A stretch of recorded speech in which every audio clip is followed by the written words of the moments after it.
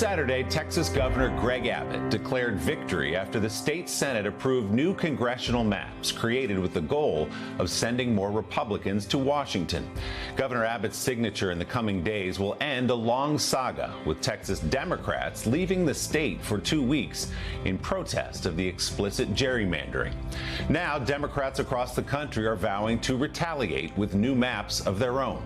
So what does it all mean for the way Washington works? NBC News congressional correspondent Melanie Zanona is back with our Sunday Focus.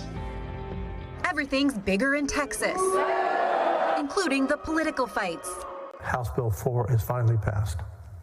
Republicans in the Lone Star State approving a controversial plan this weekend to redraw their congressional maps. Lawmakers not even trying to hide their motives. The underlying goal of this plan is straightforward: improve Republican political performance.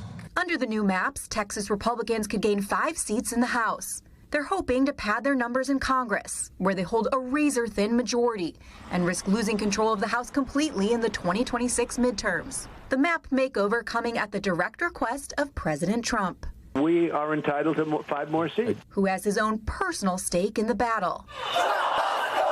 If Democrats win back the House, they'd have the power to investigate and impeach him. But the push has also sparked a wider redistricting battle nationwide. Right now, with all due respect, we're walking down a damn different path. We're fighting fire with fire. Governor Gavin Newsom leading the charge in California, approving a bill that will let voters decide in November on a redrawn map that gives Democrats 5 extra seats, essentially canceling out gains by Republicans in Texas, as other states, both red and blue, look to redraw their own political maps. This is a war. We are at war. And while the battle over congressional districts is nothing new, experts warn it's getting worse. This is a true arms race between the parties, and it has the potential to be the gerrymandering apocalypse. Dave Wasserman is a political analyst for the Cook Political Report. He says blatantly partisan redistricting, also known as gerrymandering, is bad for the country and can disenfranchise voters.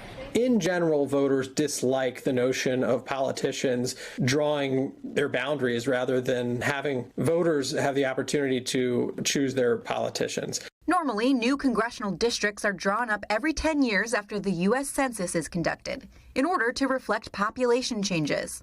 But this time, Texas is doing it only 5 years after the last census. In modern times, the process has become politicized, with lawmakers on both sides of the aisle trying to use it to their advantage, pushing to redraw maps early based on politics, not population data. So why should Americans care? Political insiders say congressional districts that are heavily tilted to one party or the other only leads to division in Washington. Safe seats in the House create gridlock, because the only thing a congressman or congresswoman worries about is a primary. It is a disincentive to compromise. So this is bad for government. They fired the first shot, Texas. We wouldn't be here had Texas not done what they just did. As a political arms race takes shape across the country with no end in sight. And Melanie joins me again from the White House. As you say, Melanie, the Texas plan has set off an aggressive response from Democrats led there by California Governor Gavin Newsom at a time when Democratic voters say they're looking to see a little fight from their leaders against the Trump administration. Yeah, that's exactly right, Willie. Newsom has really been making himself the face of this effort, and he's framing it as a way to take on MAGA. So all of this has really been fueling speculation about Newsom's potential presidential ambitions in 2028. The governor is popular in California and nationwide. This redistricting effort is also helping him raise money and raise his profile even more. And he's become a real thorn in Mr. Trump's side, poking fun at the president on Twitter as part of an effort to not back down. Meanwhile, President Trump expected to meet with Indiana state Republicans on Tuesday to discuss the redistricting efforts, Willie. Could be seeing much more of this. Melanie Zanona, a very busy morning for you, Melanie. We really appreciate it. Thanks so much. Hey, thanks for watching. And don't forget, you can catch the Today Show every morning on NBC or take Today when you're on the go. Just follow the Today podcast on Apple Podcasts, Spotify, or wherever you listen.